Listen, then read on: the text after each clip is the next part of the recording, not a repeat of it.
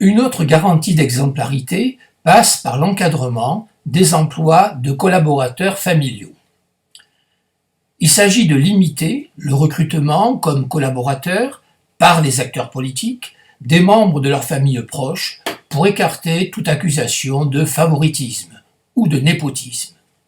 L'interdiction de ce qu'on appelle les emplois familiaux est prévue sous diverses modalités en Allemagne, au Royaume-Uni ou en France depuis 2017, suite à l'affaire Fillon. En France, par exemple, les parlementaires, mais aussi les ministres et les élus locaux sont dans l'impossibilité de recruter les membres de leur proche famille, époux, enfants par exemple, et pour les membres de leur famille un peu plus éloignés, ils doivent effectuer une déclaration. Rien n'existe en ce sens en Tunisie.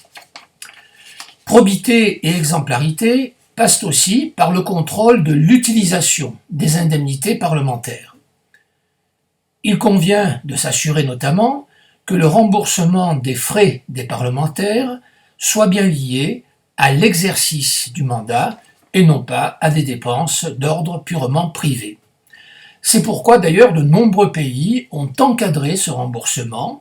On peut citer l'Italie, la Norvège, le Royaume-Uni, la France. Ces pays exigent par exemple des justificatifs et ont institué des contrôles. En Tunisie, il serait sans doute opportun de clarifier le régime des indemnités parlementaires. L'exemplarité et la probité des acteurs politiques peut enfin être garantie par l'instauration de codes de déontologie qui existent par exemple aux États-Unis, au Royaume-Uni, au Japon, voire en France. Ces codes mettent l'accent sur l'obligation de respecter des principes de moralité tels que la probité, le désintéressement, la transparence, la responsabilité. Cela va sans dire, mais cela va parfois encore mieux en le disant.